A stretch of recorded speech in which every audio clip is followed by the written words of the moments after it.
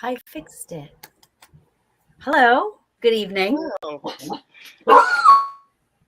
Oh, somebody else wants to talk and I say know. hi. As soon as I get on, okay. My daughter's letting them out. All right.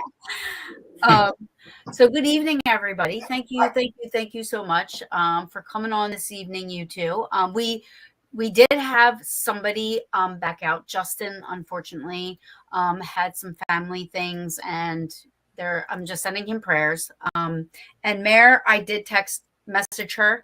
I just told her to jump on whenever she can.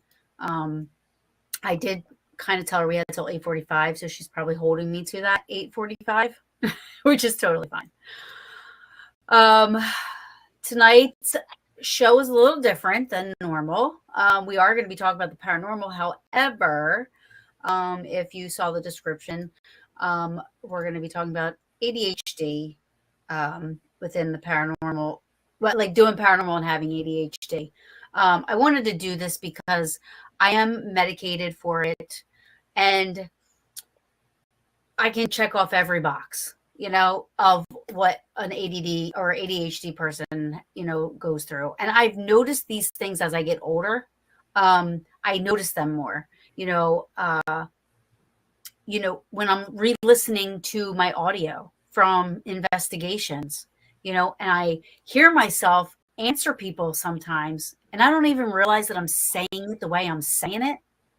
And I go, how do I have friends? I sound like a bitch.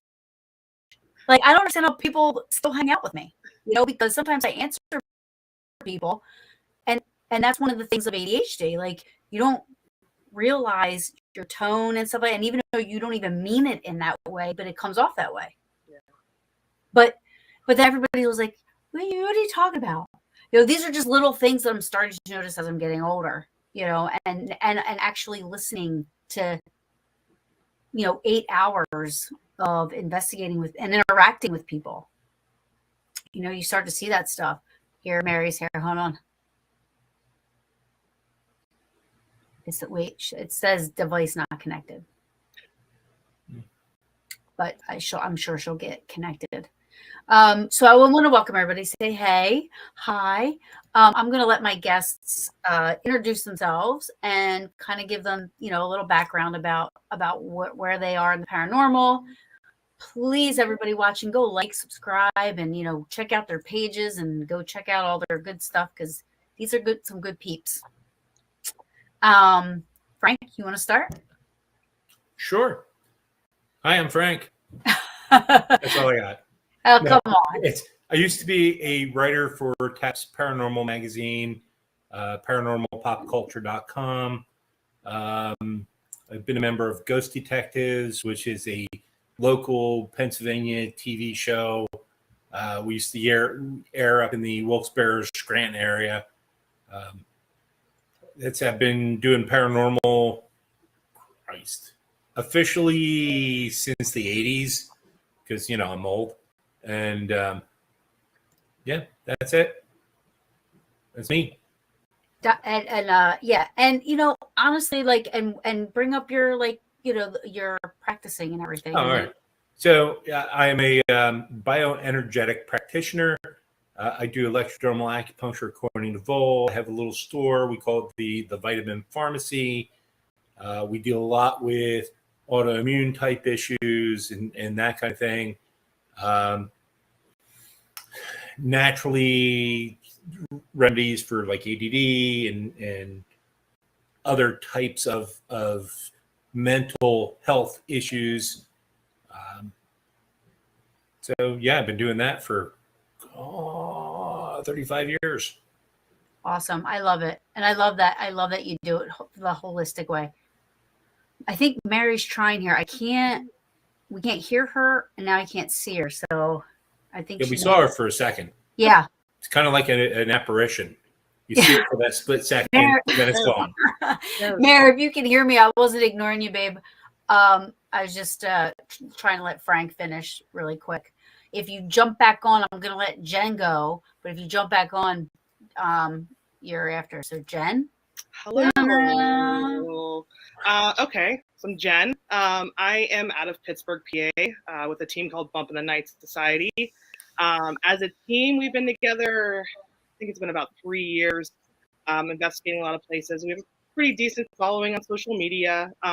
Due to my ADHD, I am kind of the social media person because I'm obnoxious and I just, you know.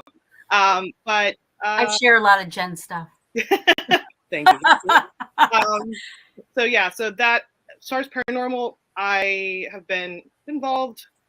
The team's been 3 years, but I mean, it's kind of always spirituality. I was raised in a Pentecostal family.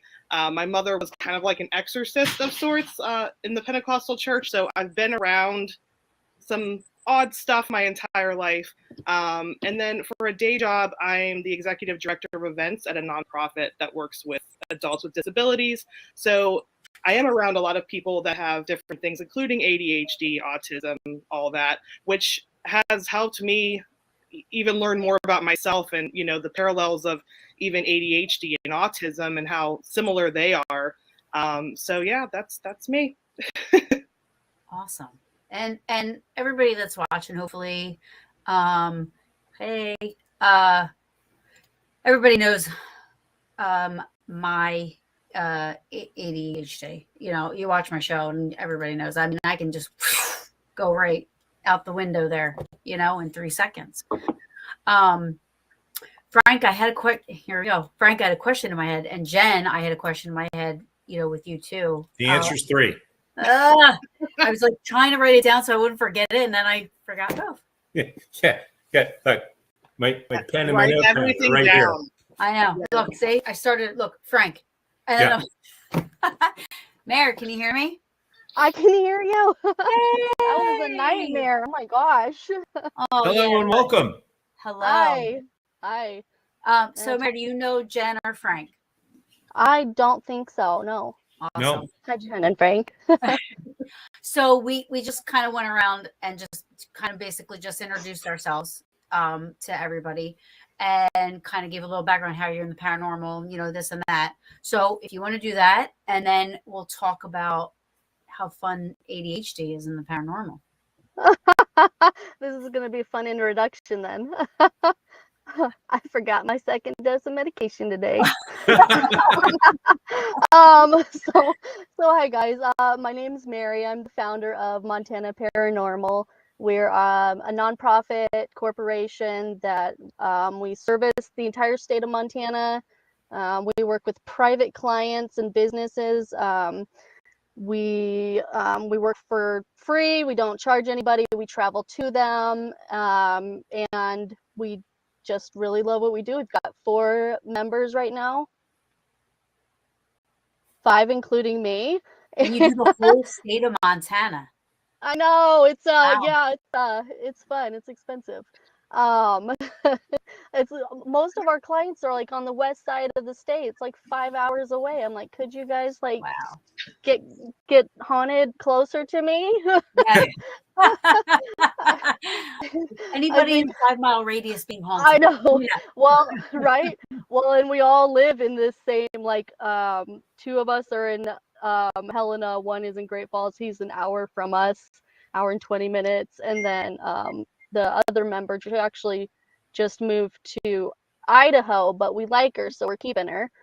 And it's crazy. I don't know what's going on with that side of the state, but we're busy. Interesting. Yeah, Interesting. it's really interesting. Yeah. You know, it's funny how that works. So Jen and I are both from Pennsylvania, but like all the cool stuff I hear happens on her side of the state. I'm in Northeast PA, and you know, There's a lot of stuff about you that I want to see. I'm sick of all this stuff. Yeah, there's some interesting things going on. We'll have to do like some collaboration. Yeah, that'd be cool. Yeah, absolutely. I just want to, you know, plant my seed in Gettysburg. I'll be good. I won't ever have to go anywhere. I'll be like, hey guys, come over to my house and go hunt. I love Gettysburg. It's, you know, well, we got the bash coming up soon. So yes, I can't wait. Yeah.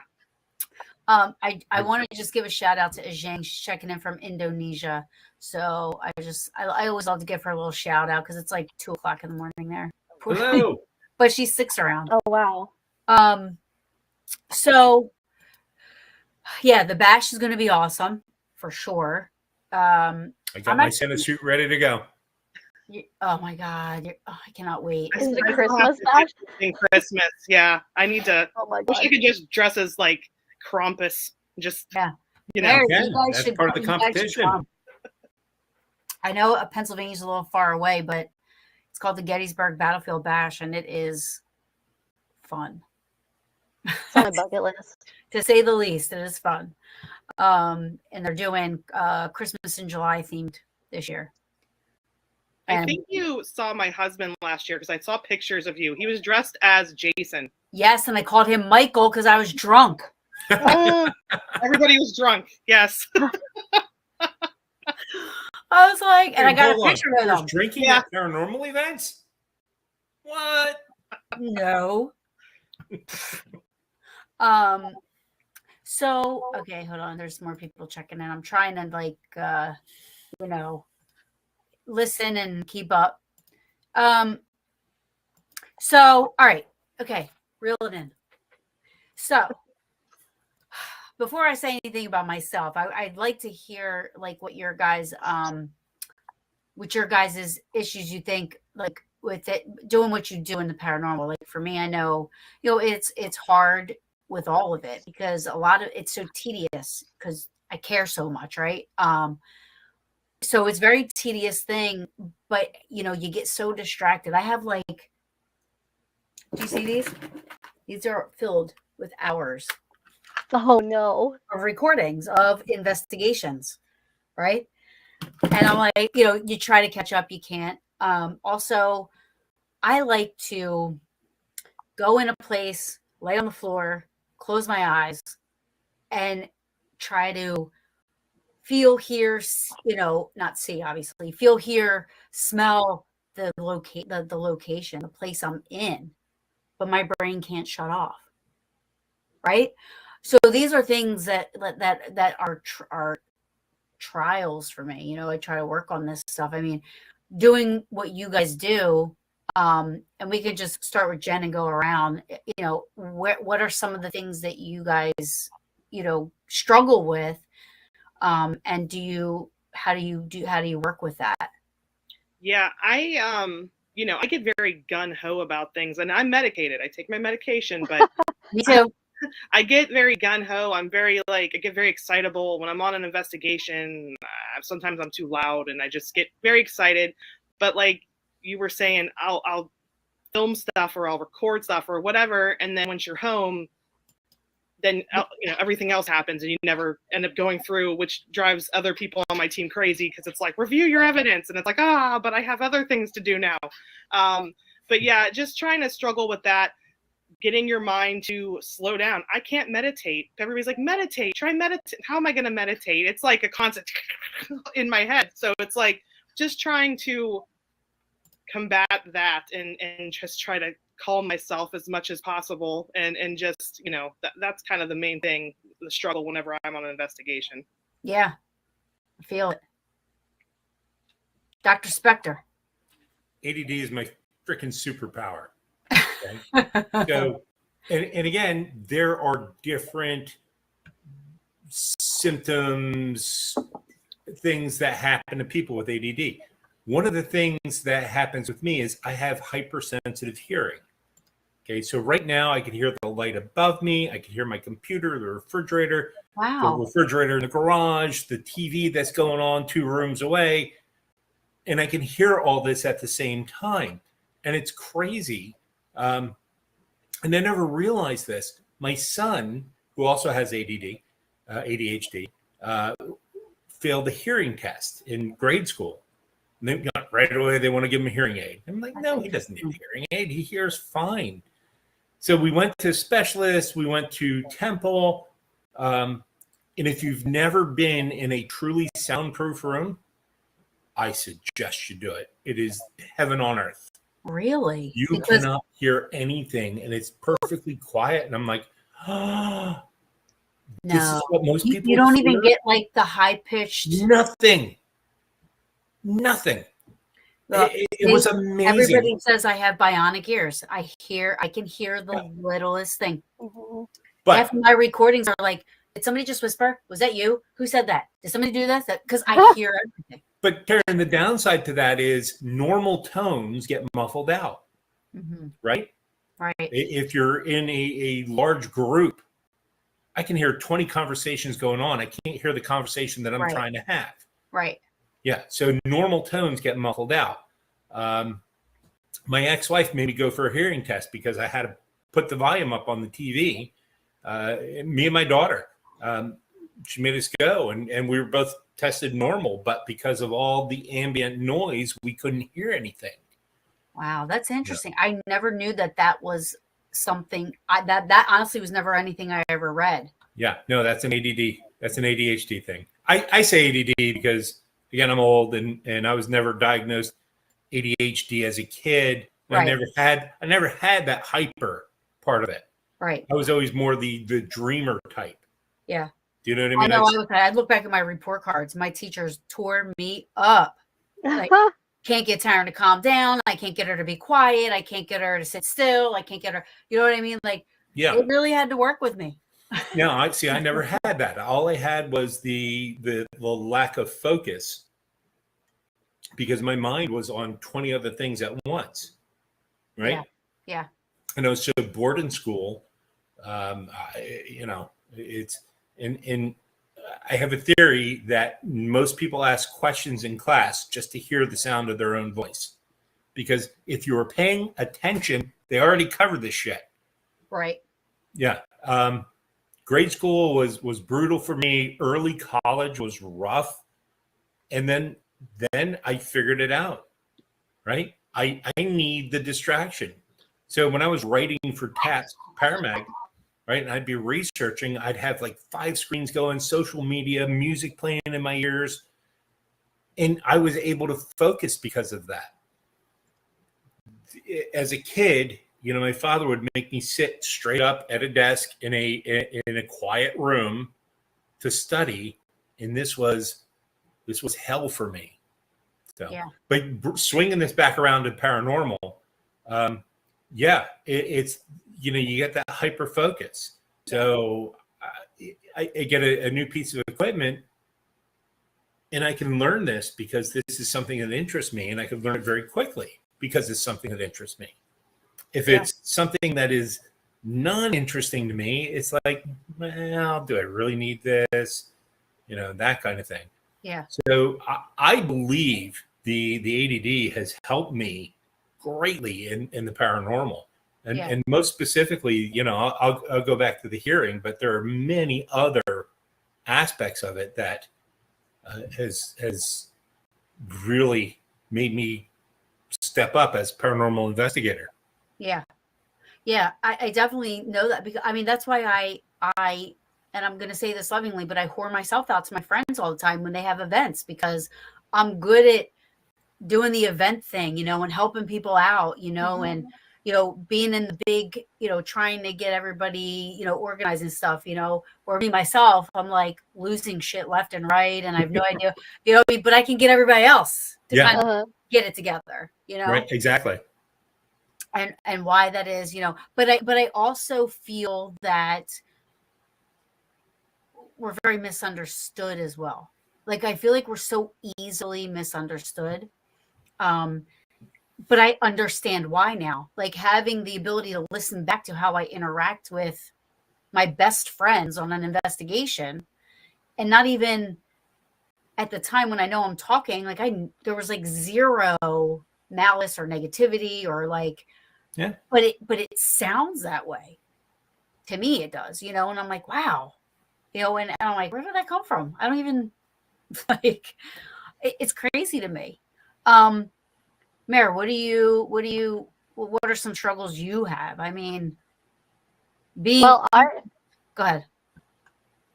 First I want to touch on the meditation, Jen's meditation issue. I recently took a class on meditation, and that was like the hardest thing for me as well, because I shut my eyes and I'm thinking a step ahead and I'm thinking a step ahead and I'm like thinking about what I might be thinking about, and it's crazy. I don't even know how to explain it. And the person is actually Cindy Kaza. She suggested automatic writing. And once we did that and that pencil hit the paper, even though I was just drawing, all I heard was the white noise of the lead on the paper, and suddenly it was a game changer. Yeah. And it wasn't necessarily like I was writing all this stuff, but it was something that allowed me to focus, or not necessarily focus, but have one external thing going on, so that I don't know how to explain it, but maybe you should try that if you haven't before. Yeah, definitely. Yeah, I mean, I do notice that, like, when like this weekend coming up, I have 5 days off, and I don't have anything to do, and I'm like, okay, this is not going to be good. I need to like find a constructive project or something, So I told my boyfriend, I'm like, go get the paint sprayer because I'm going to paint the fence. No. I'm like, I need something to keep me, because sometimes I need that. I feel like I'm doing something constructive, or else I'm going to do 17 things at once and not get anything accomplished. Oh yeah. Mm-hmm. You know what I mean? So I totally get what you're saying in that aspect, especially if it's something that helps you to focus on what you're doing. Yeah, it was surprising. It was like, bam, game changer. Another thing is the superhero hearing. Of course, also have this. I can hear my kid burp across the house downstairs in the basement, Yeah. and I'll holler, "Excuse you!" And they're like, "Oh my God!" They're like, "If you were a superhero, you'd be manners, Mom. How the hell do you even hear us?" Like, like you can't get away with it. Yeah. But I also struggle then in on site in the field with hearing everything going on. It's horrible. Mhm. And I actually have gone and seen a doctor because I thought there was something wrong with me and my hearing. It was overwhelming to the point where for a long time it was like would give me anxiety because of just like every little thing like is going on. And then if a kid comes in or something changes and somebody turns the TV on a click louder, I just completely would lose it because it's so overwhelming and overstimulating. And so they make these earplugs that work for, my doctor called it misophonia, and they're like little earplugs. They look like funnels and they go in your ears, and they somehow magically make all that noise disappear. It's magic. And then when I take those out of my ear, I hear this constant ringing. It's like I didn't, and no, like loud, and you That's don't what I get. realize until that point when you take these out how much you're actually taking in. So I do suggest those. I don't remember what they're called, of course. Well, can you try to like look and then send me the link for them, because it almost sounds like what Frank is saying, like going to a like, now when you have those on though, you're not investigating or anything, right? Because it drown out. Sometimes I have worn them both in and out of the field.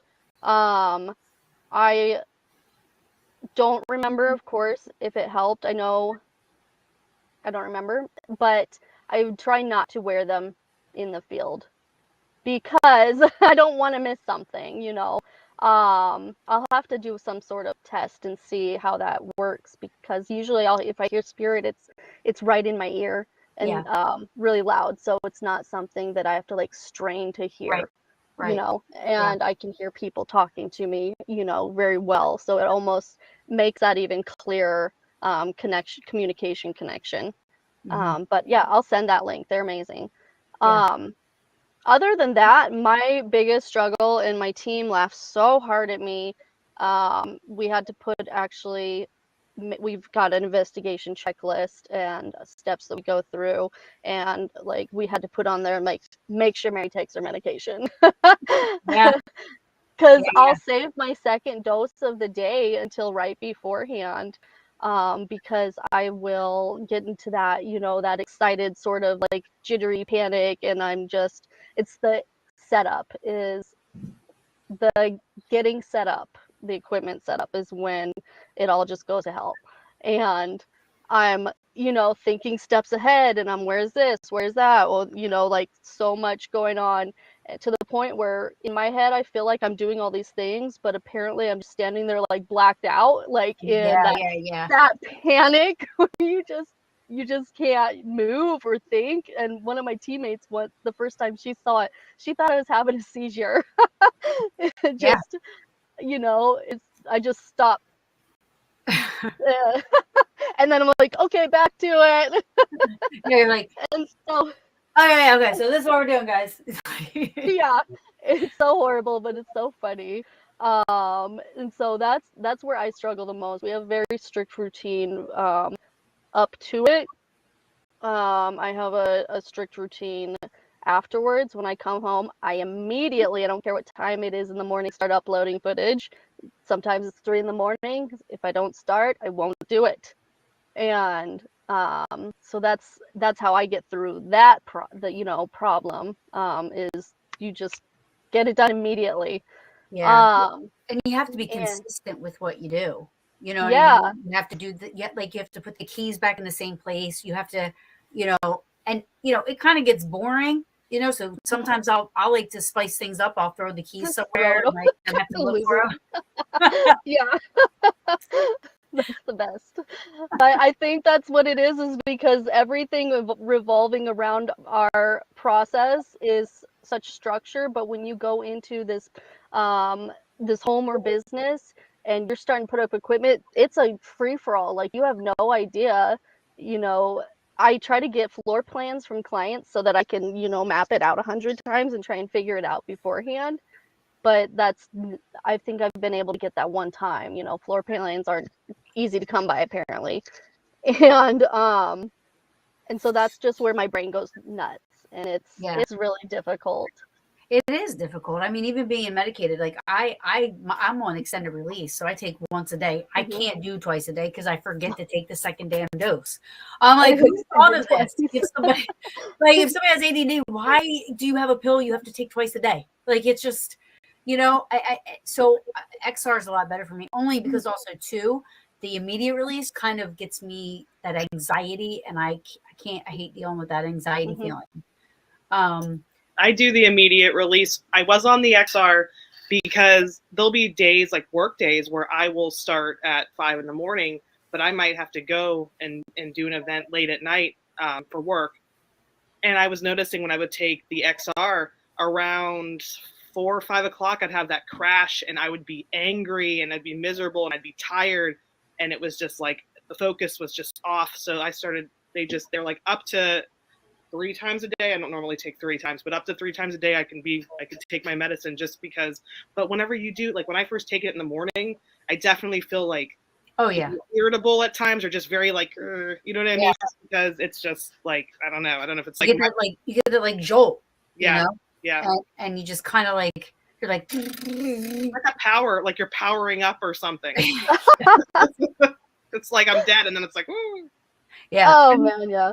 I mean, I honestly think for me, I'm such a passionate person. So for me, I feel like the only thing that honestly works for me, and this is, and I know I probably have beat this to death, but I don't care. Gettysburg. I go to Gettysburg. I can literally sit in the field or lay on a rock, sit on a bench, and I don't think. It literally feels like it's recharging my whole self. Like it's like a natural Xanax. There's no other place that does that for me. I can't shut my brain off anywhere else or doing anything else. That's it. Like I go there. I remember the first time it happened to me, I thought it was insane because 2 hours of thinking about nothing went by in 5 minutes is what it felt like.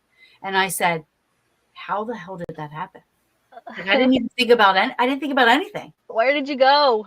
Yeah. I didn't think about nothing. I just sat there. That battlefield, it's just standing out there. It definitely it does something to you. Like it's just the energy. You can just feel it. And Now, for me, it's the opposite. When I'm in Yeah. Gettysburg, the battlefields kind of give me anxiety, Mm. and I can't find a place there where I can quiet my mind like that. Try the New Jersey Monument, because when I go to the New Jersey Monument, I feel a tiny bit of anxiety there. Okay. Not much, but I feel. So I'm wondering if you'd feel the opposite. Is that's why all I'm saying. Yeah. When I go there, I feel like it, and I just feel a little paranoid and a little anxiety, a little bit of time, like not bad, but it draws me in because I'm curious as to why I feel that way. But I also don't like it because I feel that way. The Devil's Den, I don't like. I love that spot, but I don't like the feeling that I feel when I'm there. Like Right. it's like obviously we know what happened there, but it's not a good. But just standing on an observation tower and just overlooking all that landscape and just being there. There's a lot of beautiful places there. Yeah. Oh, for sure. Okay, give me a shout out. Paranormal Voice sent me their shirt because I love their logo. Cool logo. Please go check them out. I love them. Sorry, I didn't mean it. I'm not interrupting, Jen. I saw them. I meant to do that earlier. Thank you so much. Very cool. Very cool. Yeah, it's definitely it's a struggle. It's totally a struggle. Like I wish I could bottle up whatever helps me there to be able to do that, because not thinking for 5 minutes is like the most relaxing thing in the world. Mm-hmm. Yeah, I've learned that not necessarily a good way to cope, but I've learned that my body, whenever all this is coming at me, like even on an investigation, I get that deer in the headlights look in my eyes if I'm too overwhelmed. I disassociate a lot now. And it pisses my family off because they'll be like, I'm talking to you. And I'm just like, there's too much. And I'm just like spaced. I just like, it's like I'm protecting myself from whatever. Yeah. So that will happen on investigations sometimes too, if too much is going on, or if I'm feeling too overwhelmed by energy that I'm feeling at a place. It's just like time to disassociate, I'm on space. Right. I love it. Another thing too, and I have been to locations. I have been to Selma. I mean, God, 20, 25 times easy. I can't tell you the history. I'm such a visual person that when I get walked around locations and the people are like telling us the history and stuff like that, I hear like 2 or 3 words. The rest of it, I'm like, oh, that's so cool. Look at this. Look at that. Oh my gosh, the stone, the this, the that, and I'm like, not even, I just rely on everybody else. I'm like, wander off, because I'll wander off. Yeah. I'm like, okay, what's this room called? Why is it called this way? Like, were you paying attention? I'm like, really? That's why I like maps. I draw maps. Yeah, like Shanley actually has, which I love, Shanley and Hinsdale. So Hinsdale has these things where you push a button and it tells you the history in each room. So you can push that button as many times as you want. Oh, wow. It's not. And then I'm sorry, Hinsdale. Did I say that? Hinsdale has those. You started with Hinsdale. You're talking about Shanley as well. Yeah. So Shanley actually has just pieces of paper. Focus. Yes.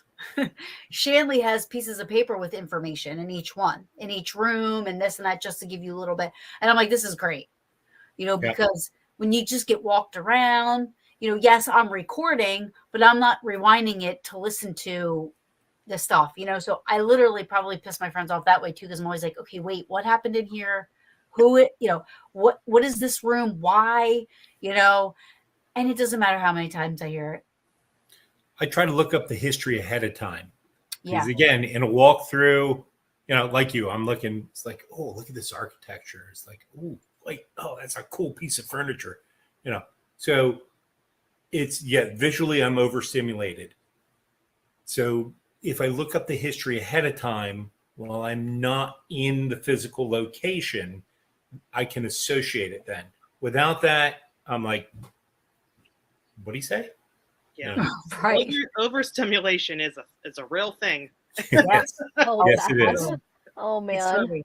And when it is like so this weekend, I was helping out at the Gettysburg reenactments, the 160th, and I was in a tent and I'm taking money and people are coming in left and right, and all I could think about was I wanted to go see the reenactments. I wanted to walk around. I wanted to see the people, and then I'm like, all right, I stepped away for to go watch a battle. And I mean, there was just so much cool shit everywhere. I'm like, you kind of like, it's very hard to go and get back. Like it's a struggle, you know? Struggle is real. Now, I honestly just think I'm an investigator. Aside from the hearing, I can hear. Probably not as good as Mary can hear, but I can hear. I hear words and Oh. I'll hear intelligent responses and stuff like that. Not all the time, but most of the time. But I do hear a lot of natural stuff. I'm constantly saying, "What's that? Who's that? Did you say this? Did you do that? Did you move?" I'm sure it pisses everybody off, but I have to do it because I need to roll it out. You know what I mean? Like it's going to be on my recorder, and I need to make sure. I don't know where the hell I was going with that.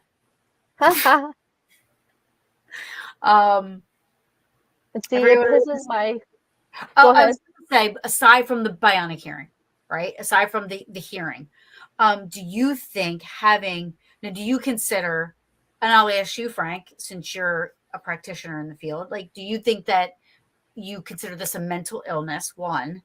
And I'm not saying mental illness in a bad way. I'm just saying, is it considered a mental illness? And then also, do you think that having ADHD, mental illness, where they say people who are, Rain Man, for lack of not being able to think of it right away, he's very gifted, so do you think that helps with the hearing? Here's the thing. There's a lot of overlap with a lot of different illnesses, right? When you bring up Rain Man, I'm thinking autistic, Asperger's, that kind of thing. There are a lot of similarities with ADD. Most of us are smarter than other people. Okay. Not all, but most of us are. We can learn things that interest us very quickly. Yes. Okay? And it's that endorphin rush that we get from doing that just drives us, and we hit that time blindness. It's like, holy shit, I've been doing this for 10 hours. Where did the day go? For sure. That kind of thing. Different enough from autism where you can make that distinction, but there is a lot of overlap. And how does that help us as investigators? And again, you asked the question, do you consider it mental illness? Technically, it is a mental illness. We're neurodivergent. I consider it my superpower, honestly, and that's how I choose to look at it. I had a young kid in for testing, and he was ADHD and so on and so forth. And I'm looking at him and I'm like, you have a superpower. The smile on this kid's face was just overwhelming. Man, my heart grew like 3 sizes that day. I felt like the Grinch. Yeah, no, that's awesome. Yeah. Maybe you should be the Grinch for the bash instead. No, I'm being bad Santa.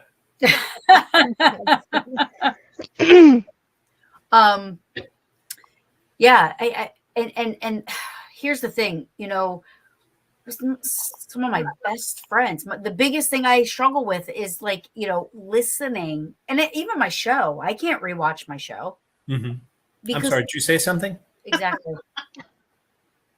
That's what I'm saying. Like, I can't rewatch my show. I hate because I feel like I cut people off. I feel like I talk too long about some things, and then when I'm listening to stuff, so like some of my best friends, they put up with this shit and they act like I'm normal. But when I'm listening to it, I'm like, I'd be pissed off at me. Like, I'd be like, who the fuck is she talking to? But there's a reason they're your best friends. Yeah. It's they understand you. Yeah. Okay. And again, growing up, I was friendly with everybody, but I wasn't friends with everybody. Sure. And I just, because I had my own tune in my head, and I did things that were off-putting to other people. Mm. But those who stuck around, those who chose to support me, those are my friends. Yeah. Right. That's my tribe. That's the people I want to be with now. Yeah. And not for nothing, I don't like people. Right. And that's part of the ADD. Same. It's I don't like to be around people. And Yeah. I had a meeting today, and I went to this wellness center spa, and they're great people. But I had to put on this, this air of being me. I had to play me all day today, and I didn't want to play me. I just wanted to be the real me. And I came home and I was exhausted, and Bella looks at me. She's like, "Are you all right?"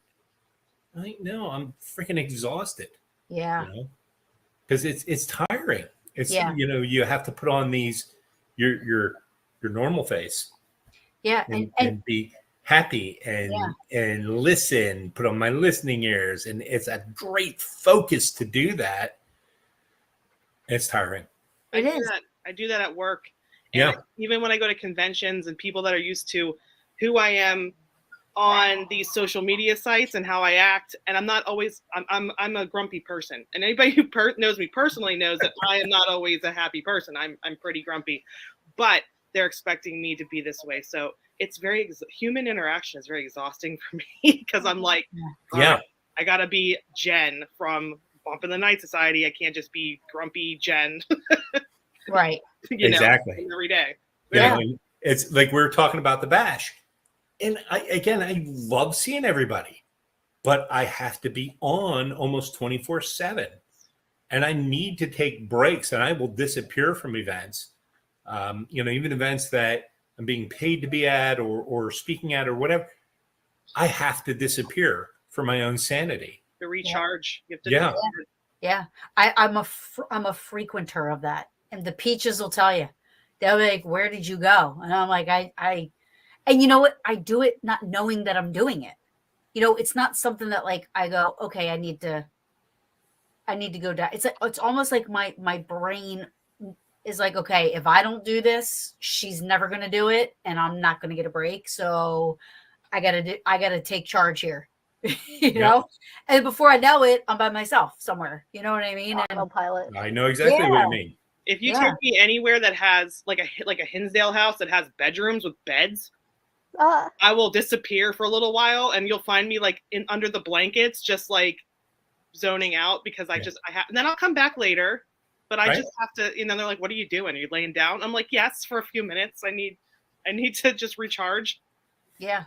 I mean, another thing I think that I learned, and I've been trying to be better at, and I think I am, but people don't understand how hard it is for myself anyway with the ADHD, but remembering dates or remembering birthdays or remembering, it could be anybody, but it's not on purpose. You know what I mean? Like if it's not in front of my face, it's hard for me to remember, I bought a calendar book and I wrote people's birthdays down in it. And I'm like, I need to still write in something. Everybody uses their phones. I'm like, I don't know how the hell you use your calendar on your phone, because I need to be able to open something up and see. Yes. I need to be able to open something up and look at it, I have 5 and I forget about them. If I lost that thing, I would die. Like, you know what I mean? Like, I wouldn't know what to do. But, that's another thing, that I've done. I mean, even a couple times with the show, I've like double and triple booked by accident. You know what I mean? So I was like, okay, I need to do something to try to fix this, Mm-hmm. And that's a struggle if you don't, you constantly are trying to make yourself. And again, it's that time blindness. Yes.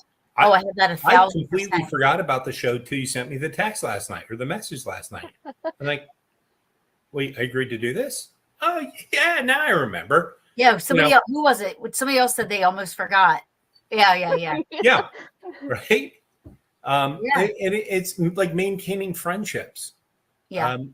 I have friends and they'll reach out to me periodically, but I never think to do that because it only feels like I just talked to them yesterday, Right. and so it's that time blindness. And I try to explain to them, it's like, yeah, I got this going on. It's not that I don't like you. It's Right. that I just don't think that way. Yeah.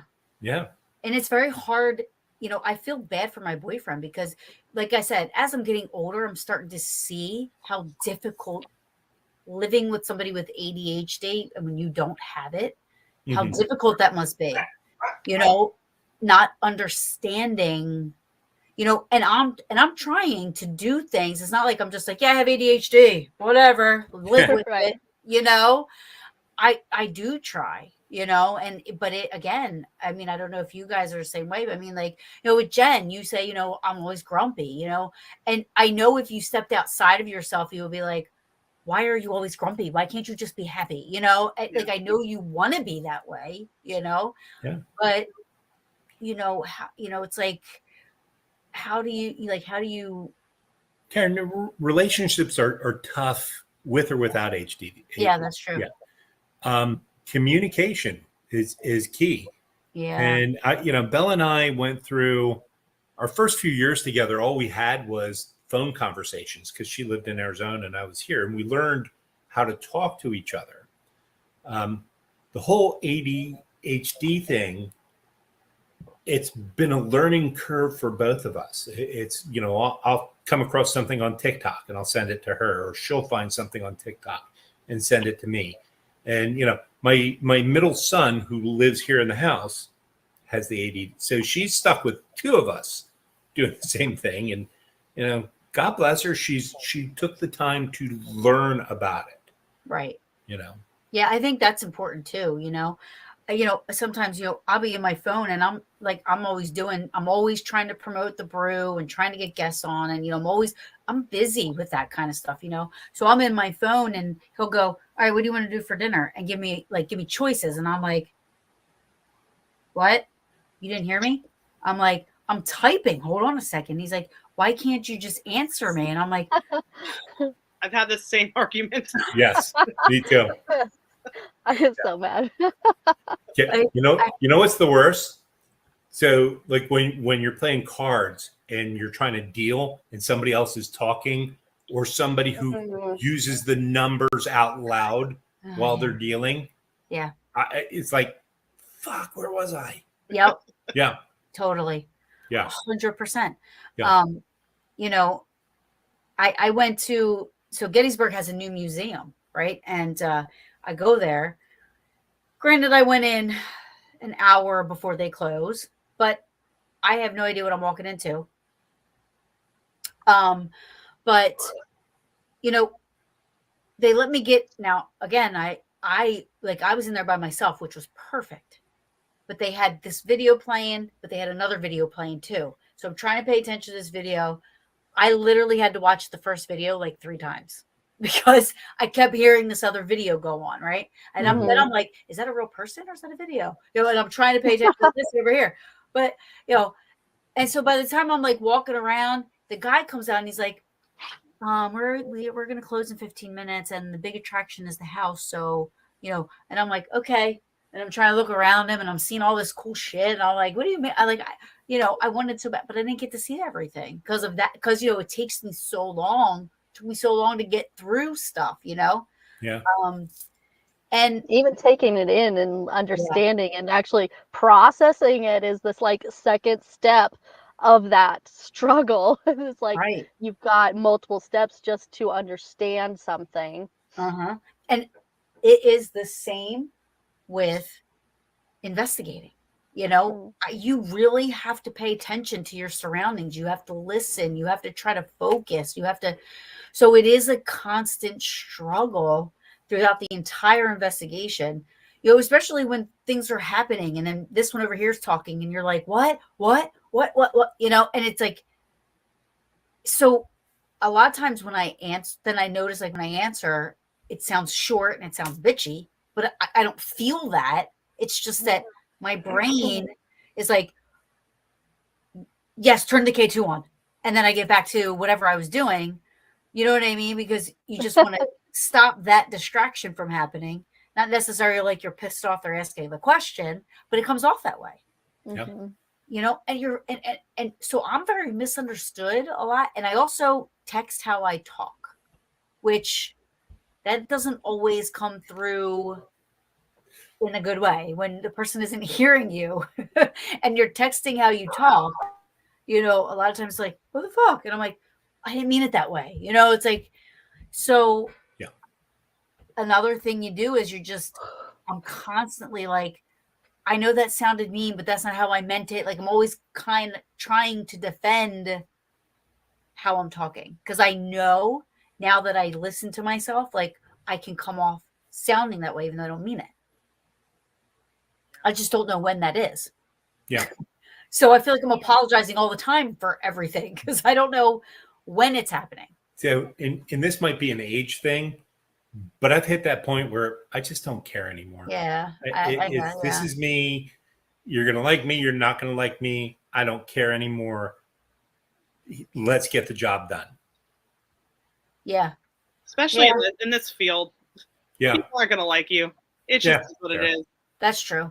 I mean, and then that's not it. I mean, like, I'm more worried about my friendships that I have. You know what I mean? Like, because I'm going to be misunderstood by a lot of people. I get it. I am all over the map.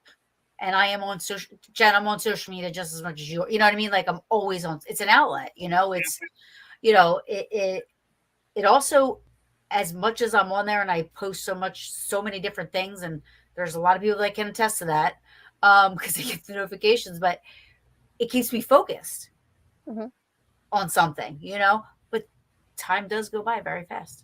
Yeah.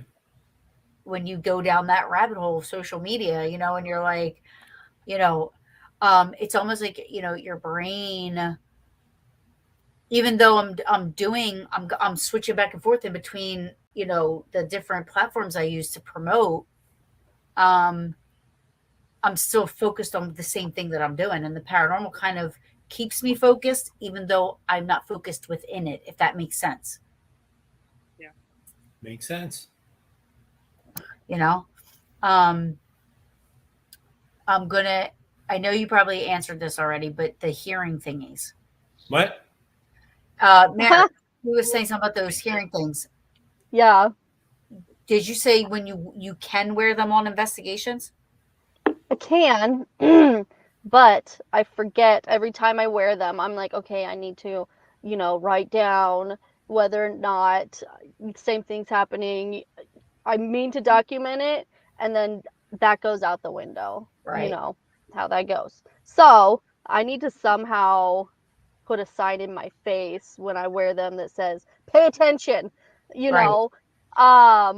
I think in general, they're just amazing. I think the fact that it funnels out external noises, but I still take in conversation or exactly what I'm trying to focus on very well. I think that it can be extremely helpful because but you can still hear like TV, like audible disembodied voices, you can still hear. Yes.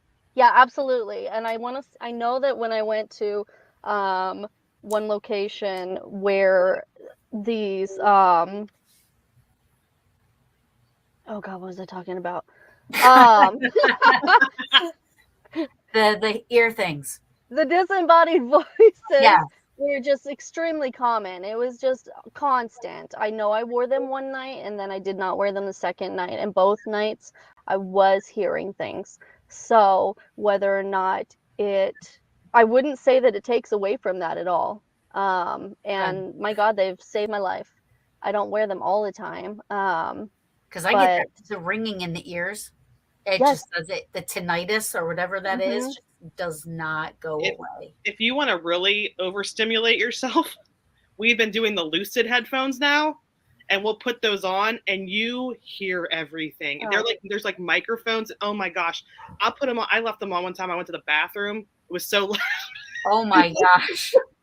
But you can literally, I was at Hillview Manor and I was down pretty far away and I could hear people talking like in the front entryway, which was, I mean, you can hear everything. And that is very overstimulating if you are easily stimulated by lots of noises. So yeah. That totally would suggest them for us, but No. No thanks. I couldn't do that.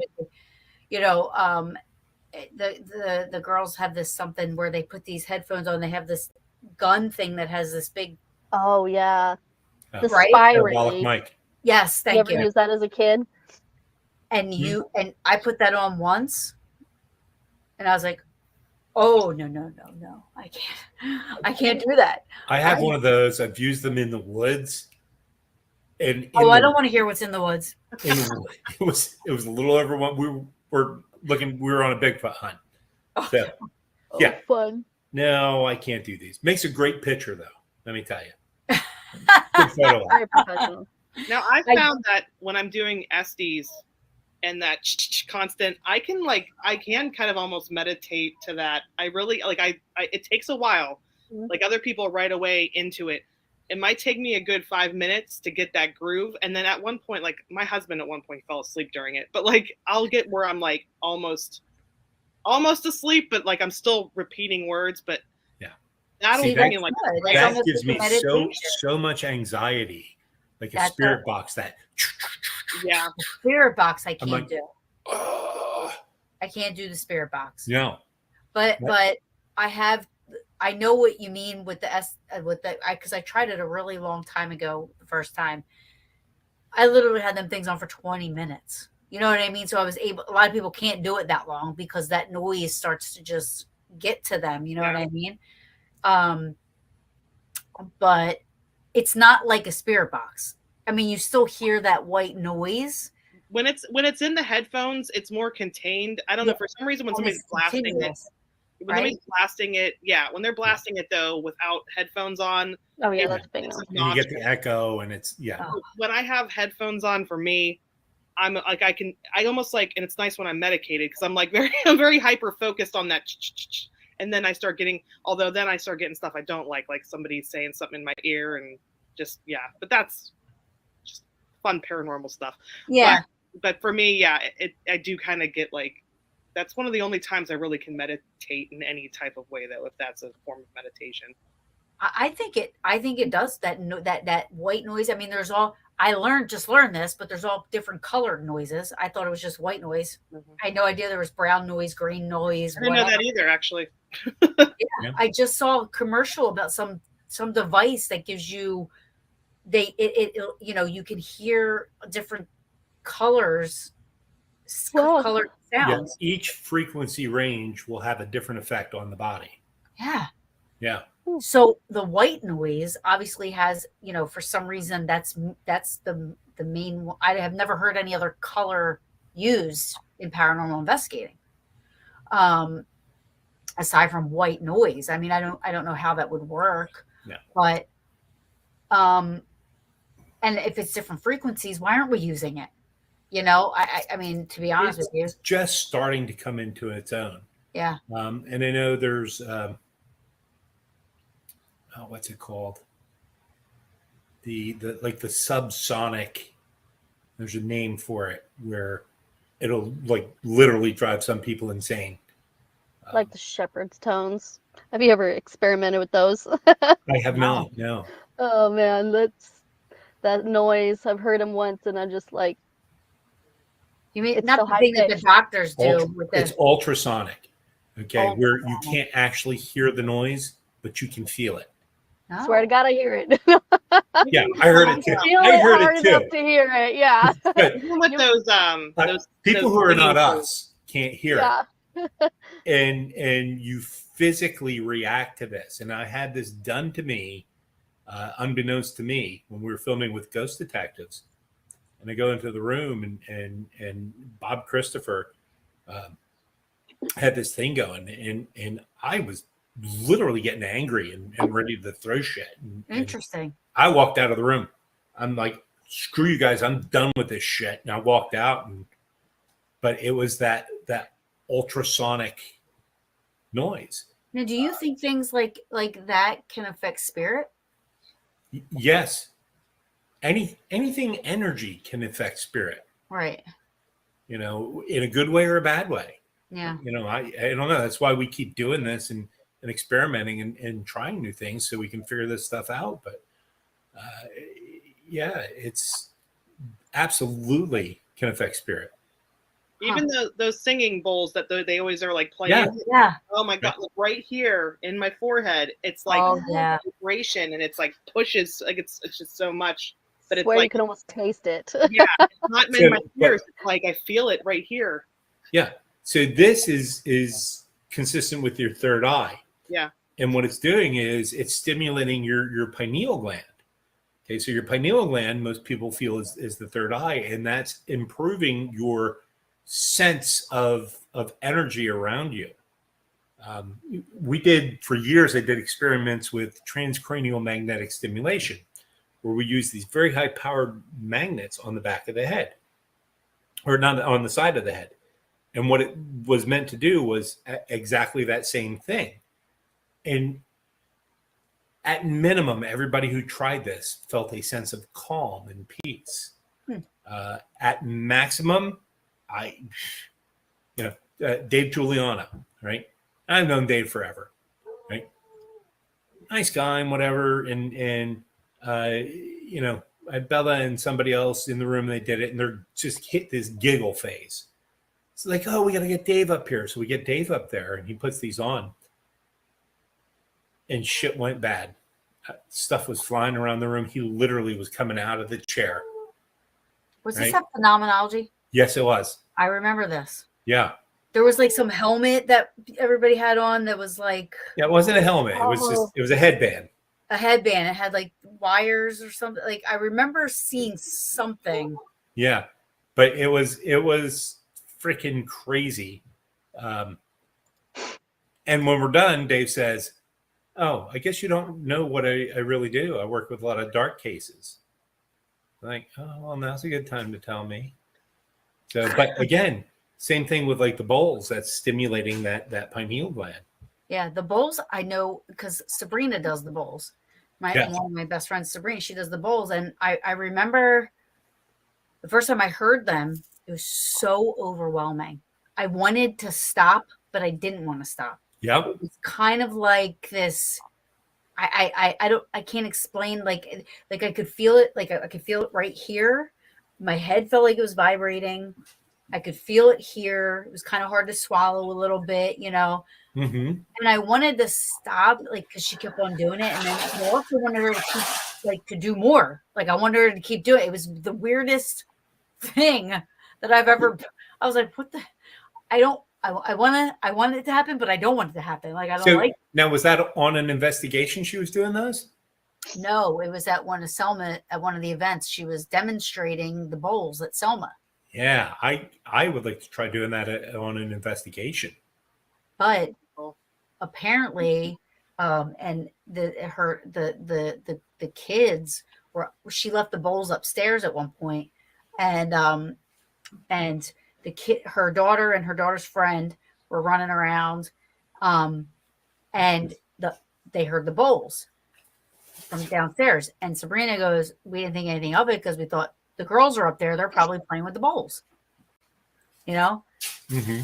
After they stopped, 2 seconds later, the girls come running downstairs, scared, and said the bowls were making noises, but we weren't doing it. Like they were freaked out. So I wasn't there, but that's, kind of what. So yeah, I mean, it's interesting that, because those bowls are real sensitive too. Yeah, they are. You touch them, and I don't use stuff like that. Like myself, I'm like, I could go into a place with just my recorder and be happy. You know what I mean? Like I don't need all that extra stuff, because it's one, distracting. Yeah. And is that Bella? Good night. Yeah. Hi, Bella. Hi. I love you. Bye. She said, "I love you." Bye. But that's another thing that gets distracting when you have all this stuff beeping and blimping and colors and this and that. You're like. Mm-hmm.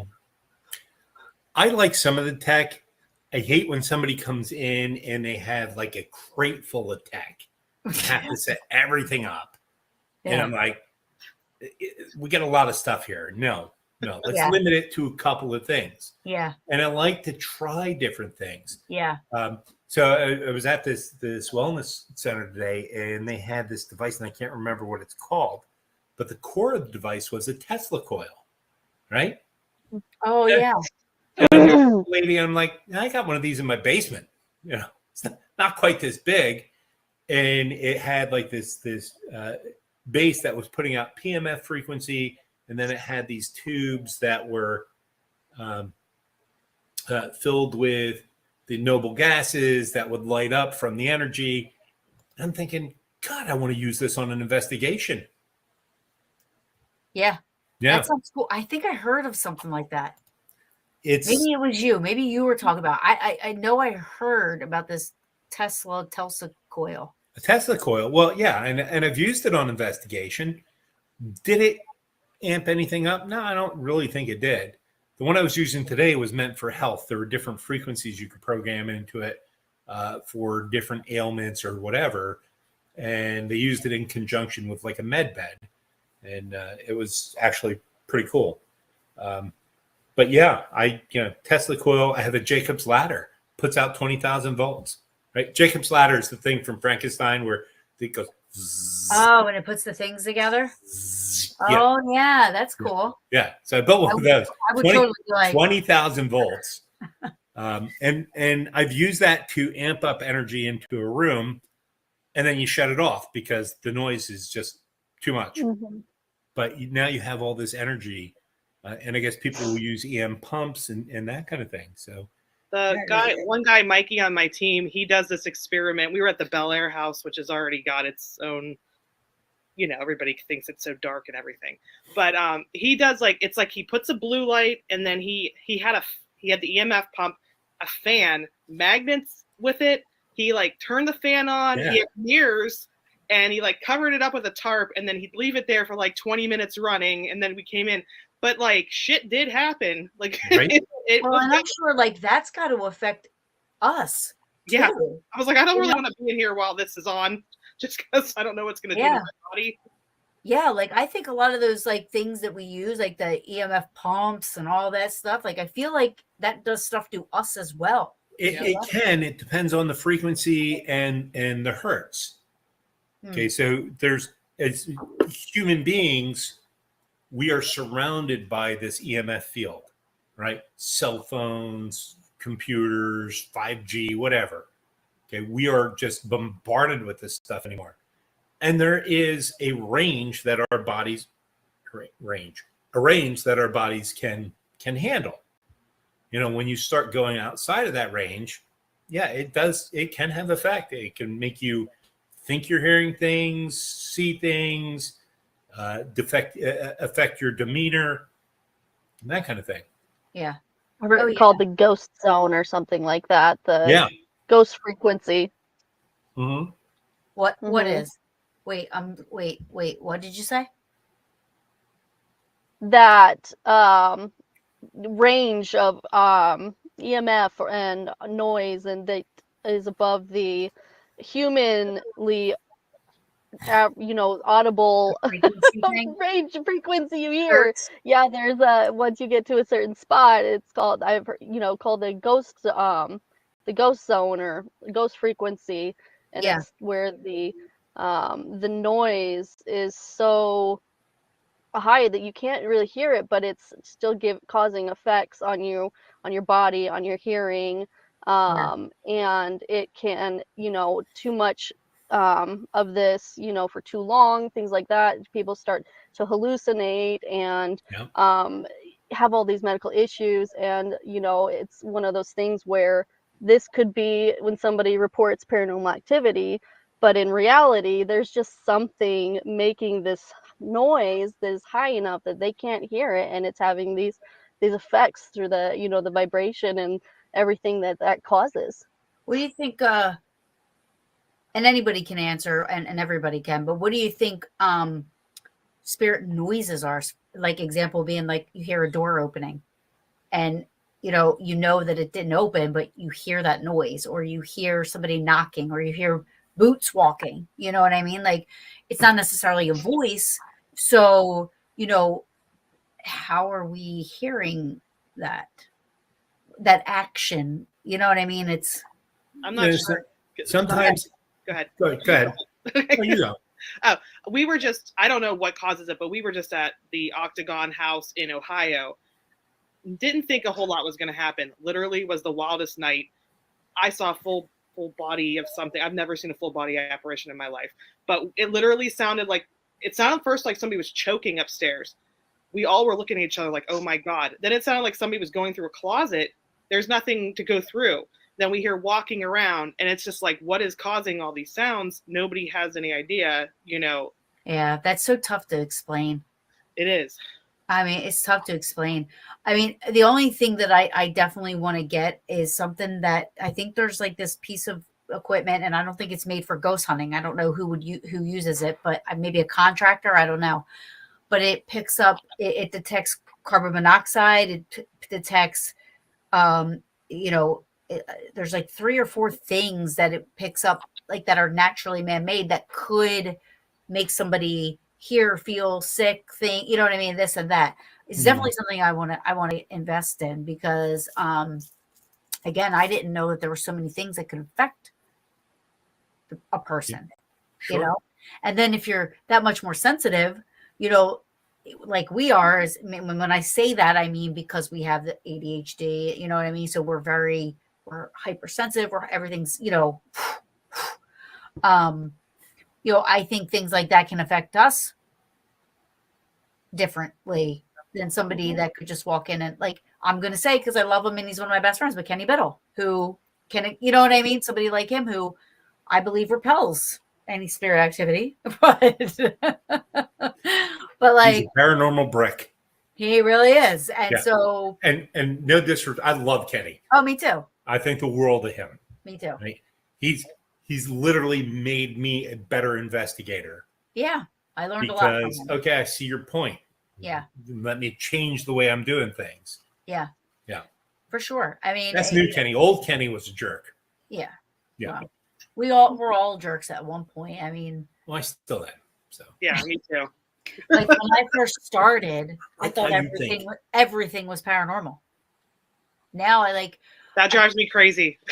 It drives me crazy, but I try to remember, like, okay, I was there at one point. And you just hope that when you bring it to somebody's attention, like say, hey, it possibly could be this or it could be that. Like, did you do this? You just hope they don't take offense to it. Yeah. But they do. See, I've always considered myself a skeptical believer. Yes. And I've seen things in the billion years I'm doing this that I cannot explain. Yeah. Right. But most of the stuff you can explain away or cast some doubt. Yeah. And that's the thing. That's what I mean. Like, I know that I used to think everything was like, and I don't want to say everything, but probably 99%. I was like, oh my gosh, what was that? There was a creak in the floor. There's somebody walking. Everything's paranormal. But over the years I've learned. And, then it's like, wow, really? There's not that, it doesn't happen that much. It does happen where you go. Cause I think, I think Ted was talking about something like, when you feel something walking up behind you, is that, I think a lot of us, we naturally have intuition, you know what I mean? So you don't have to be a psychic medium to have this intuition of, feeling a bad vibe in the room or feeling, because your intuition kind of, picks up on that stuff. I mean, obviously we have to be, if it is spirit, that we believe, like our theories and beliefs and everything like that, it is spirit. How can we not connect with something like that? Because we still have that, we're still, I mean, I guess it is what you believe, you know what I mean? But if you believe that the spirit, you have the spirit inside you, and when you die, that's what's there, or whatever, how can we not connect with that? Right. I mean, again, unless you're, an atheist and that's no disrespect, but people don't believe in that stuff, Yeah. So I'm rambling now. Sorry. Listen, there's an old saying, there are no atheists in foxholes. That's so true. So, you're in some of these paranormal places and activity is off the chart, and I don't care what your belief system is, you've just experienced something. Yeah. And you try to rationalize and explain and put it in, but bottom line, you've experienced this. Yeah. So I guess there's no atheist in true paranormal. Right. Yeah, no, it's true. I mean, what else, what would you be looking for? Yeah. What would you be looking for? I mean, unless if you're doing it just to shoot everybody down, you know what I mean? And disprove it. Yeah. And there is a place for that. Yeah. Right. But, if you don't have at least a modicum of curiosity, Right. why would you spend all this time and effort doing this? Right. Yeah. Yeah, I agree. I can't believe what time it is. That went very fast. Well, time blindness. So is there anything, guys, that before we go, and again, I don't have a time to shut off, but is there anything that you guys wanted to kind of touch on or mention or talk about that we didn't talk about? Something, I mean, I didn't know where it was going to go. I don't have anything written down, but, I didn't know if there was anything else, about, what the topic was, if there was anything else, that you guys wanted to mention. So, and again, with the ADHD, part of the reason we're all doing this is, again, for that endorphin, kind of that dopamine rush that we get from this. And that's what makes our brains feel normal. Mm-hmm. That was one of the questions I was going to, thank you. That was when I put Frank down, that was it. I was going to say, do you think, like, when I was trying to say, like, I'm a passionate person.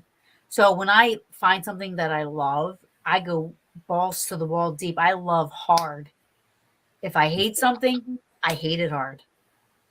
And there's really no gray in there, maybe some things, but for the most part, so again, I understand what you're saying, because when I am with my paranormal friends and I am in paranormal events or I'm investigating, I do feel normal.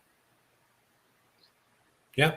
Kind of like, it feels like as normal as we can all feel. Yeah. Like, yeah. I feel like the paranormal, I mean, as much as there is drama, we all know that, as much as there's drama and backstabbing and throat cutting and this and that, your circles though, are kind of like,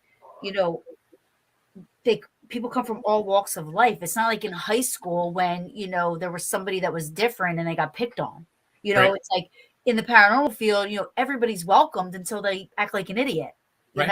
and then, it kind of, but everybody's, and I think that's where the calming part comes from. You can walk into a party in the paranormal and, not know anybody and then make 10 friends, because everybody's like, hey, where are you from? What do you do? Who do you know? Yeah. So that's the one thing I agree. I'm glad that you brought that up because, I walk into a party where I know nobody and I say, well, I know Taryn, and like, everybody knows me then. Shut up. There's your ticket in the door. Yeah, absolutely. I was like, yeah. And then I realized what you said. That was funny. Oh, UK. Hey, thank you. So are there any questions like in the comments and stuff coming through? People were just kind of like talking about what we were talking about. All right. I tried not to read the comments so I didn't get distracted. I know. I was like, I don't know how to pull them up. Otherwise, I'd be like, That's why I was like, I have it on the side, and I'm just like, I have one thing starred because I did want. So this, I had it up, but we were kind of just talking, so I kind of let it. But he says, learning remote viewing has the side effect of giving you control of your brain instead of it controlling you. It was developed by a psychologist at Stanford. See, the thing is with that, like, I would be using that for the wrong reasons. I already know that. Like I would be trying to like peek on Brad Pitt while he's in the shower. You know what I mean? Right. Like it just wouldn't. Not worth it. Like you know, when you have a gift and you use it for the wrong reasons, you know, it doesn't usually go that well. So it's funny. So, and again, we're talking about ADHD. People who can do the remote viewing, and I believe there are people who can do it, completely different from us. Yeah. Yeah, they are a breed of their own. Yeah. Oh yeah. I don't know how I would do it that. Like I honestly don't know. I mean, it sounds interesting, but like for me, it kind of scares me at the same time. Like I'm like, then my brain definitely would never shut off. Yeah. No. I would never have sleep time. I'd never have to. I literally to go to sleep. I have to take. Frank's gonna cringe because he's holistic. My freaking acupuncture. My boss hates the fact that I do. But I 3 10-milligram melatonin, 2 0.5 clonazepams, and I smoke. And then I have to. Then I can go to sleep. You know, it's like everybody's like, "How do you wake up in the morning?" Like, Listen, at most, I will take a half a gummy. yeah. Right. Oh, and, yeah. and No, that squelches the anxiety, that stops the brain from ruminating long enough where I can go to sleep. Yeah. I brain scroll on my phone until it hits me in the face at 3 in the morning. Like, that's out. Then I'm up another 2 times. Then as soon as my brain's on, then I'm back up. And then Yeah. So yeah, I mean, let's talk about disruptive sleep. Oh. It's like today, 2 o'clock in the morning. I'm like, why am I awake? I can't shut my brain off again. I can't go back to sleep. It's insane. At 2 freaking o'clock in the morning. You know, and that is interesting because ever since I was little, like my mom told me when I was in daycare, and then I was, you used to have like nap time up until a certain grade, not Taryn. I wouldn't go to sleep. So my teachers and the daycares would tell my mom, you got to take her to the doctors. She won't go to sleep. She won't take nap time. Every other kid's sleeping. She's like, and they did tests on me and stuff, and the doctor just said, listen, she's not going to sleep. There's nothing wrong with her medically. She's just not going to sleep. So from there on out, they just like put me in the corner with coloring books and crowns and whatever, and just let me stay awake. But I never could sleep. No. Yeah, me either. I had to just lay. They wouldn't do that for me. I had to lay there on the stupid mat. I don't remember that. So I don't remember, you know what I mean? But because I was like, smaller, I don't remember that. That was my mom telling me, that they made her take me to the doctors because they thought something was wrong with me. Yeah. And can you nap now as an adult? Not during the day. Very rare. Yeah, it's pretty hard. It's a rare thing. It's so like when I'm at an event and I'm staying up till like 2, 3 in the morning, I can maybe sneak a nap in. But for the most part, I'll go to bed between 10 and 11, and then I'm up at like 4. Yeah. I'll lay in my bed and go through the motions, and I'll be on my phone, or even if when I disappear at an investigation, I'll be in a bed, but I'll still be like laying there, freaking phone. I swear to God.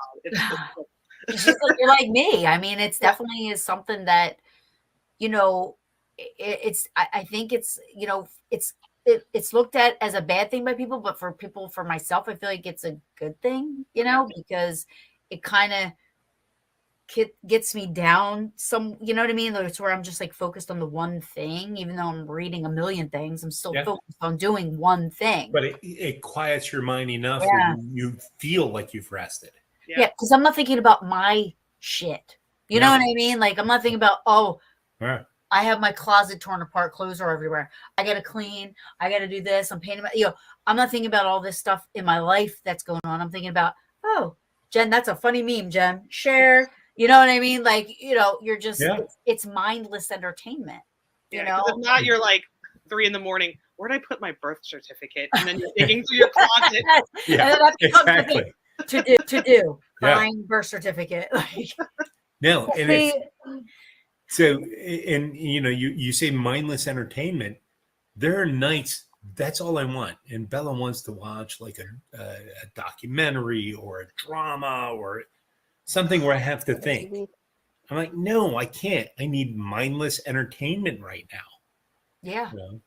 Oh yeah, that's why I watched The Bachelor, The Bachelorette, and Bachelor in Paradise. Like I'm like, this Yeah. is like, That's why I watch Oak Island, because yeah, it's I mean, it's stupid. like, yeah, you're like, I honestly say I can't believe I'm still watching that, and I admitted it, but Yes. I have, and it's like it doesn't matter. Like I hate like if I don't like The Bachelor or The Bachelorette, I tell myself I'm like I'm not watching that one. I still watch it.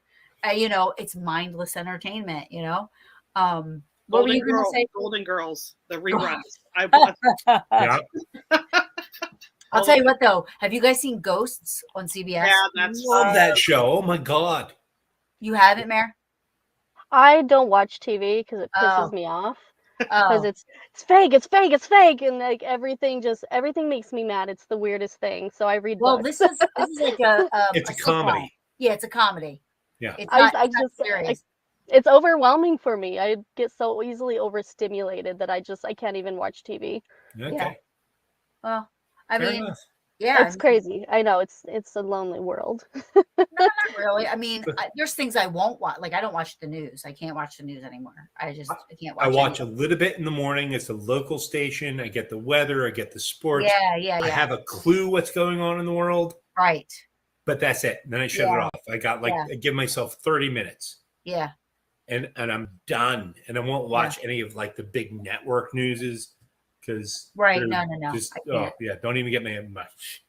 Yeah. No, you're My right. hair is standing up on my arms right now because I'm like getting curved. Yeah, I know. It's Yeah. so crazy. But if I watch it any other time of the day, I will not sleep.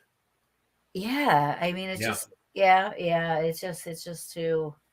I get my know. news on Facebook. Facebook's where I get my news. I'm like, oh, that person died. Oh, there's a hurricane. Oh, Yeah. See, fair. with me and sleeping and my ADHD and the medication, it's kind of a 360 from you guys because I also have like a low form of narcolepsy, and so I get this Wow. extremely excessive daytime sleepiness. If you haven't noticed me yawning this entire freaking time, and so I can out did like not. this. Wait, Oh, no. good. Oh, good. Now you're gonna make I'm me just yawn. trying to. I'm like yawning with a straight face. So, But Mary, have you gone for sleep study? no, because it's expensive and I have a high deductible. Okay. And the testing to get diagnosed for narcolepsy is so intense. And we just kind of treated it along with my ADHD with I take what medication do I take? The XR, the Adderall XR. I take, like 25 in the morning, 25 in the afternoon. And that's, I'll be driving down the highway sometimes and it's just like it'll hit me like bricks. Gotta sleep and like I have to pull over because I will just, pass out. It's the So craziest if thing. you're taking that med and you're Mhm. still hitting that, Yeah. Well, I didn't take it today. I forgot but it. I would strongly suggest that you get a sleep study. And I fought that for a long time. I'd be like in the middle of testing people doing like, Yeah. Well, and know, I don't that get kind of like thing. that now that I'm on this medication. I don't get like that anymore. I'm yawning because I didn't take my second dose, but I'm Okay. not falling asleep. But because of it sort of like levels out between the ADHD and the, low form narcolepsy. I can just lay down in my bed and just go to sleep, I choose to. ADHD has me scrolling on the phone and things like that. And so I will be up till midnight, but as soon as I'm like finally like force myself to put it down, I'm out. So Yeah. it's a really different situation for me. Yeah. Yeah. And that's it. I mean, that's okay. I mean, like it does affect people differently. You know what I mean? For me, my boyfriend snores.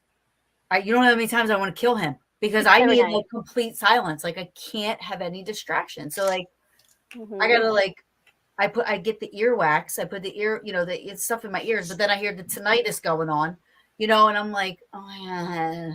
I'm like, I can't, it's like, so then I take all that stuff and, my boss put the tacks in my ear. So he's like, let me know. Yeah, so I'm always trying to work things. I know before I was on the medication, I was a very aggressive driver. And now that I'm on the meds, I'm not. I mean, I still a lot of people will disagree, but because I still am like, the typical Jersey driver. Hey, get out of my way. I'm right. You're wrong. Move, but I used to get out of my car and like knock on people's windows, and you know what I mean? Like I was bad. Damn. Now I'm normal. Now I'm a normal aggressive driver. So I wasn't quite that bad. I definitely argue with people. I Yeah. haven't gotten out of the car yet. But No. it's close. I'm a horn person. I've horned at cops before. I'm like, God, chill. Like if somebody That was a cuts me double off, solid line. yeah, if somebody cuts me off, I will illegally left go around them. You know what I mean? Just to get in front of them. Like just because I'm like, you dick. You know what I mean? Like I get so mad. And honestly, for my safety, I need to stop. Yeah. I mean, honestly, like it is such a hard thing to learn how to not do. So years ago, I recognized this behavior in myself, and I recognized I needed to change that. And it started with, instead of cursing at them, I'd say a little prayer for them. And at first it was so insincere, like, God, cut that motherfucker where he's going safely before he kills somebody, or, whatever. But over time, it's like repetitive nature. You do it and you do it and you do it. And then finally at one point, and I don't know when, can't point a finger at it and say, this is the exact moment. It took, 3 months and 29 days. And it just happened where it's like, okay, it's like, God, please don't let them kill anybody. Yeah. What I did? I legit, I'm not a religious person. I don't go to church and stuff like that. And I'm not a part of any type of a denomination or anything like that. But I have learned to say the serenity prayer over and over again, but listen to what I'm saying, to listen to the words. Give me the strength. And I'm like, this is so true. I cannot control what anybody else is. I can only control myself, and it's like, it's so true. And we say that prayer, but we know the world would be a better place if we could control. Exactly. Yeah. And we try to do it still. Sing a little song at them.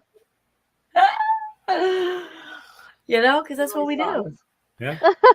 Every time somebody says something, I start singing a song.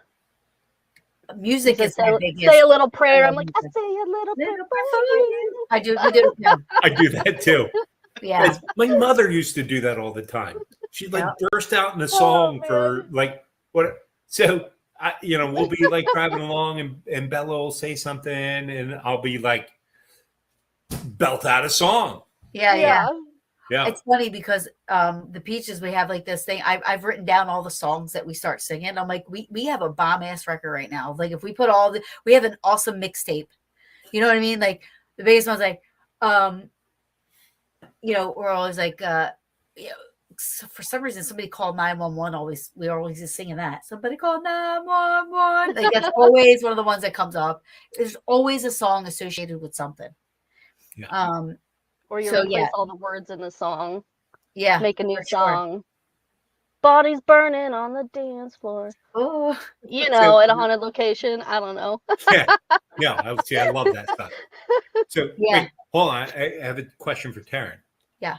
There is a male Peach. Well, there's a honorary. See, for years, I thought it was going to be me. There's an honorary. Grr. So there's an honorary Peach, and also some of the kids of the girls, they're Peach Pits. So not necessarily a Peach, I can dig that, but they're Peach Pits. You know what I mean? So I can dig that. They're old enough now where, they're like 20, they just graduated college and stuff. So they come on a couple investigations with us. They're not technically a Peach. They want to be. Yeah. But I'm like, you guys are Peach Pits. It's just, I'm sorry. You guys could be 45 and you're still going to be a Peach Pit. Listen, I wanted to be a Peach for years, but I guess that's not happening now. Listen, maybe Put I'll him through some sort of the initiation. yep. Whatever it takes. Yeah. Yeah. Wait, there's an honorary peach. Yes, there's an honorary peach. I just wanted to point it out that it wasn't me. Well, I love you though. I love you too. Rich Russell is saying good evening. Hey, Rich. And Bob Christopher had a question. Oh, Bob. Yes, Bobo. He said, "Who is that stud?" Oh. It's me. I'm the question. Yeah, I was just going to say that. Get out of my head, Jen. Oh man. So honestly, okay. So Frank, was there anything else that you guys wanted to touch on? You know, that we didn't really get to touch on with this. I think we covered a lot. Yeah, we did. I mean, yeah. Is there more to cover? Absolutely. Sure. But We'll all make a list after the fact. Yeah. I was like, oh shit, I forgot to say this. I forgot to Like, say that. Damn it. I do want to say this. Do you think that being on medication can hinder our abilities when investigating or doing the paranormal stuff? I'm going to say yes. See, I'm not medicated. Right. I am officially diagnosed, but I am not medicated, and Right. I manage through different supplements and Home remedies, home stuff. coffee. Yeah. That's my god. Yeah. Um, I do notice when I'm not on meds, I drink a lot more coffee yeah, for sure. sure, because it has the same effect as the meds. The meds are a stimulant. The coffee is a stimulant. Mm-hmm. Okay, and it kind of levels us out. When I'm not medicated, because there'll be times where I'm like, I'm just going to take a day off. I am so I'm just so out of it. I'm so tired. Yeah. For me, and people, if you choose to be medicated, choose not to be medicated, it's whatever works for you. For me, Exactly. yeah, it's been a life changer for me. It's probably been, I don't know, it's probably like about 30 when I got diagnosed and started getting medication. So it's been a little while now. Yeah. It's been, for me, I think it's positive. It's helped with definitely with my job. It's totally helped. With, Yeah. I think it's probably helped with the paranormal, with my focus. Yeah, there's some things that are not always the best, but for me, it's probably a more I mean, honest to God, going through college, I wish I was medicated. Looking back. Yeah. Yeah. Right? Oh, Because sure. I look at my son, and he got diagnosed and medicated. My daughter, right? Medicated. Daughter had full scholarship to college, full scholarship to law school, just super there, but she was medicated and could deal with things better. Yeah. Oh, I flunked out of school, to be honest with you. I got my GED. I was a social butterfly. You know what I mean? Like was back before this was a thing. Parents weren't, not everybody was, I wasn't one of the lucky ones that got taken to the doctors and got put on medications when I was 6 or 7, But yeah, so I'm like you, Jen. I was diagnosed later on. And I'll tell you this. More recently, when the medications were back ordered, I'm sure we all. Oh my God! What a nightmare that was. My doctor had to put me on different dosings and this and that, and it's like, I mean, my best friends, the ones that understand me. I mean, when I got on my normal meds, they were like, holy fuck, what a difference.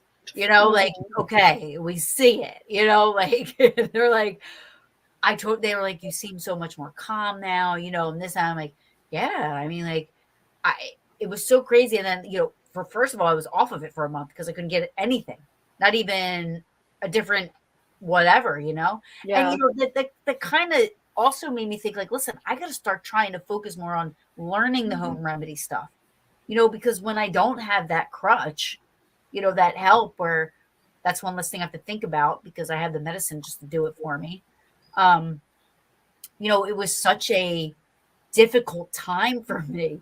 I was fighting with everybody. I was shutting down. I I couldn't do the things I love, I was trying, but I couldn't, so it was very difficult, and so I think learning the home remedy stuff, is important besides the medications. The medications are definitely, Jen, I agree with you, definitely are positive for me. Like I know that I need them, and I know that might sound weak to some people, if you will, because, kind of dependent on something, but I honestly, because I was diagnosed and treated so late in life, having to try to learn how to be different, is a difficult task, you know.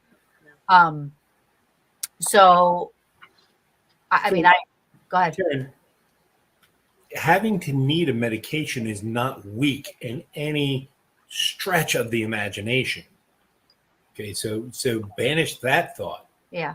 Okay, I'm not medicated because I grew up and I developed coping skills because I was not medicated. Right. Right.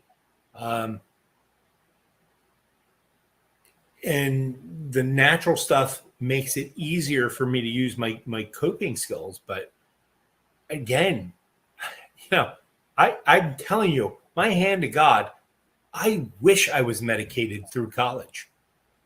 Yeah. Because everything would have been a hell of a lot easier. Yeah, for sure. Yeah. I mean, I agree. Yeah, for sure. I agree. Yeah. For me as well. I mean, like I said, I got my GED. I dropped out of high school. I got my GED, and you know what I mean? Like I think, and I look back now and I'm like, why didn't I just apply myself? You know what I mean? Like I could, you look back and it's just like, wow, like but again, it was that I was the social butterfly. I was friends with all the hall monitors, so they let me leave whenever I wanted to leave. They didn't care. Like, I'm not seeing anything, and I thought it was so cool then. Now I'm like, why didn't I get in trouble? I wish I would have gotten in trouble instead, but I was friends with the teachers and, friends with the hall, I was everywhere. Yeah. So, all right. I have a love-hate relationship with the medication. Yeah. Because I feel like, because I also wasn't diagnosed until later on. And I feel like once I took that, I grew up. I don't know if that makes sense, Yeah. but I felt like that's when I sort of let go of that uber creativity and, dreaming and ideas and just me, you let go of yourself. Yeah. But then once I take it, my compulsive ideas and compulsive spending slows down, my ability to focus, increases, and I can just really be an adult. Yeah. And, my daughter tells me that I'm fun when I'm off of it. And because I let her play loud music and I get excited in the mornings. Yeah. So it's this really hard decision where, I miss that aspect, but it's also nice to be able to function. And I know that we're still, still having this ridiculous shortage, and I didn't get it for 2 months. And I started building cameras. I started building, I got into electronics, and I was like bought all this oh God, I don't even know. I started building things, and I just kind of went nuts. But I also shopped for a week and didn't work it. I sat at work, and instead of working, I shopped on Amazon, and so it's.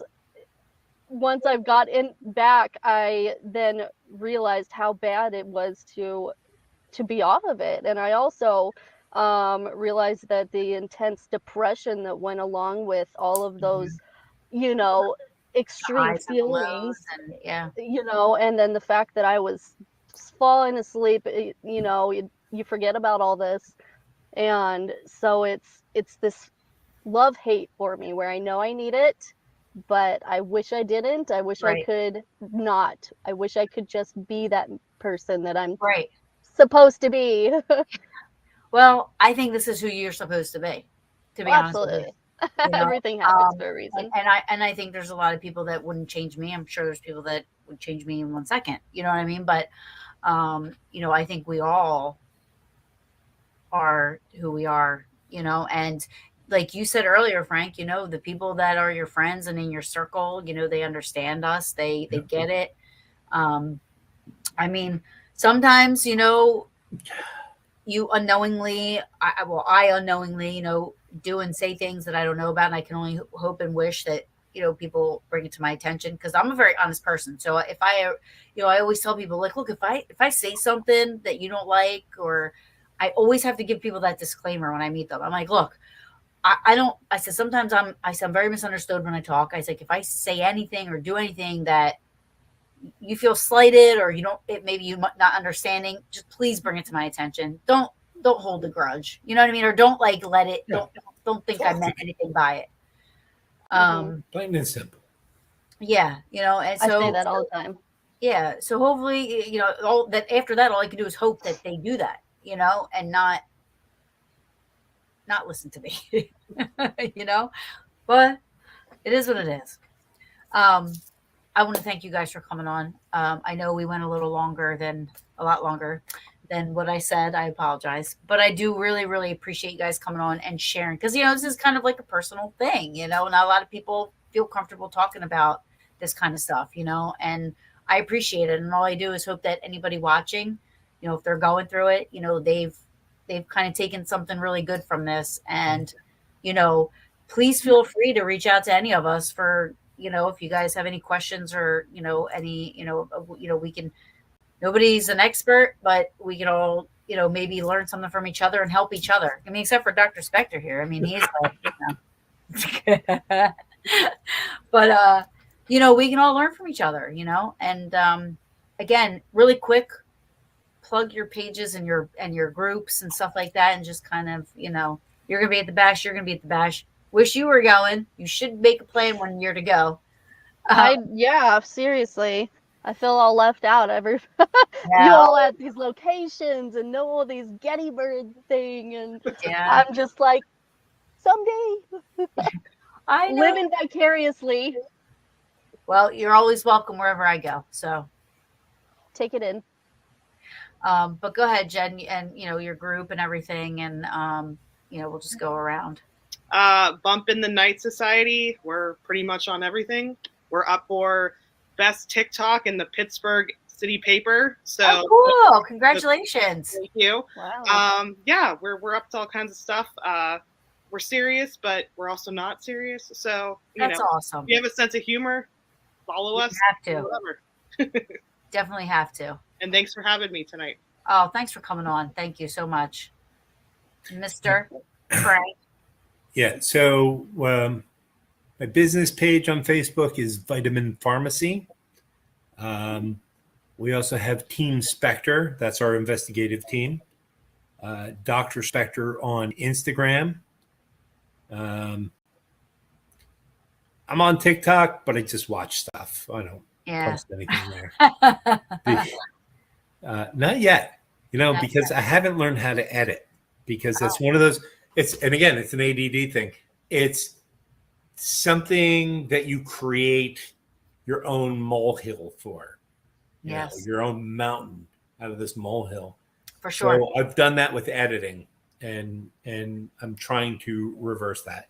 Anyway, where else am I? I'm going to be at the bash, and I think that's it this year.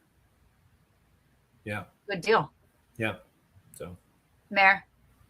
Hey, okay, so we're on Facebook, business page, Montana Paranormal. You can see the black logo. And from there you can go to our website. It's www.mtparanormal.com. We've got YouTube, and then I think a couple of my amazing teammates started a TikTok page because I don't do social media. I manage the web page and the Facebook, and then that's all I can handle. And so lots of little outlets. And if you're in Montana or you're coming through at the end of September, we're going to be at the Big Sky Paracon. And we'd love to meet everybody. That's awesome. Good for you. Awesome. Thanks. Awesome. I'll be at the bash. I'm actually speaking at the bash the first time ever I'm speaking somewhere. So that's going to be, it's called, they're doing a paranormal like panel on, doing podcasts and stuff and having a voice in the paranormal field. So that should be interesting. But yeah, and lots of other stuff coming up. But I don't want to bore everybody with that. So yeah. Thank you guys for coming on. I know it was long, but I appreciate it. And I appreciate all your help, all your advice and all the things. And you guys are awesome. And I love you guys. Thank you. Black stars. Wait. Did I get it right? I mean, it's a heart. It's not a star, damn it. I have arthritis, for Christ's sake. I can't do it. God.